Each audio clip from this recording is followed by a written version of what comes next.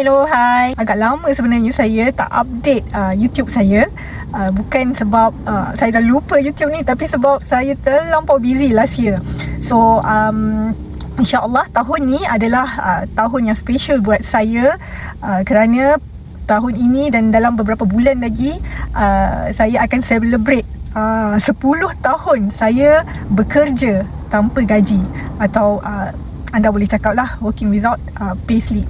Okey, 10 tahun yang lepas saya seperti anda juga, di mana saya setiap hari, setiap pagi, in fact kalau mereka yang kerja di Kuala Lumpur, di kawasan sekitar Selangor yang perlu harum jam tiap-tiap pagi, pukul 5.30 dah bangun. Kadang-kadang saya masih ingat ada hari yang saya terpaksa keluar sebelum waktu subuh, sebelum anak saya even buka mata.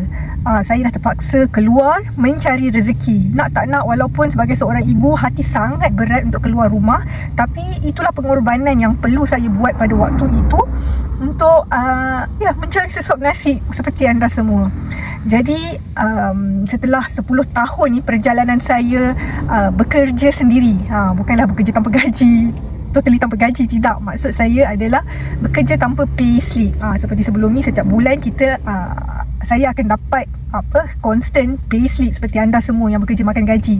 Tapi sejak 10 tahun yang lepas, saya dah tak ada benda tu. Saya dah tak ada that that luxury untuk dapat constant salary di hujung bulan. Jadi disebabkan oleh tahun ini adalah tahun yang special buat saya, dan beberapa bulan lagi seperti yang saya cakap tadi, saya akan sambut my first my first decade celebrate bekerja tanpa payslip ni. Saya nak share sesuatu dengan anda. Subscriber saya pun dah hampir 10,000. Jadi saya rasa saya masih ada saya masih ada subscribers yang loyal, ataupun yang memang sukakan saya. Saya tahu memang ada yang tak suka, tapi kalau dah 10,000, hampir 10,000 subscribers, of course ada di antara anda yang sebenarnya there are some reasons why you followed me. Jadi hari ini saya akan bermula hari ini saya akan share beberapa series bagaimana saya menjalani hidup saya selama 10 tahun. Sebab 10 tahun ni bagi saya adalah satu masa yang agak lama. Bukan semua orang mampu mengharunginya, especially hidup tanpa payslip. Dan itu bukanlah sesuatu yang mustahil. Dan ini adalah antara dilema wanita-wanita berkerjaya, termasuk saya lah, di mana waktu saya kalau difikir balik, saya tak sangka saya ambil keputusan ni excuse me, saya tak sangka saya boleh ambil keputusan ni. Dan pada sekarang ni baru saya dapat terima ataupun accept diri saya bekerja tanpa gaji. Okey, dan masih survive. Dulu waktu saya bekerja saya rasa sangat mustahil. Macam mana saya tak boleh imagine langsung macam mana saya boleh hidup tanpa ada payslip. Walaupun saya tahu dekat luar sana ramai orang yang dah lama pun boleh hidup tanpa payslip, mana especially orang usahawan, peniaga kecil yang memang hidup, yang bekerja setiap hari juga, tapi tiada payslip macam orang makan gaji. Bagi saya waktu tu, sebab saya bekerja makan gaji, jadi saya tak dapat nak digest the idea of living without a steady paycheck. Dan hari ini saya dah mula percaya. Bayangkan, saya ambil masa selama 10 tahun untuk percaya the fact that you can live without a paycheck, a steady paycheck.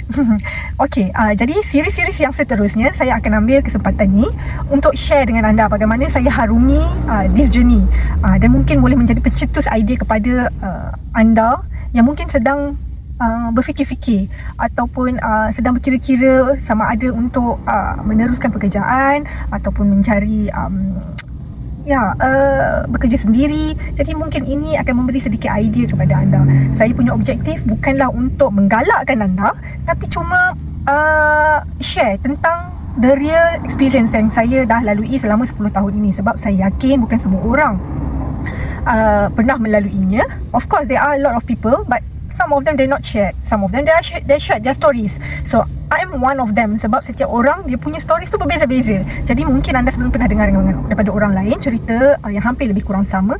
Dan jika anda berminat, anda boleh mendengar cerita daripada saya. InsyaAllah cerita ni bukan ditokok tambah. Cerita is a real story, my journey, my experience, bagaimana saya hidup dan saya menjalani kehidupan sebagai seorang suri rumah. Daripada yang sebelum ni ada gaji kepada tiada gaji, tapi saya masih boleh survive. InsyaAllah, kalau anda berminat, teruskan menonton video saya pada series-series, beberapa series yang akan datang. Dan pada mereka yang masih belum subscribe, jangan lupa tekan button subscribe supaya anda tak terlepas update video yang akan saya upload nanti. Okey, jumpa lagi.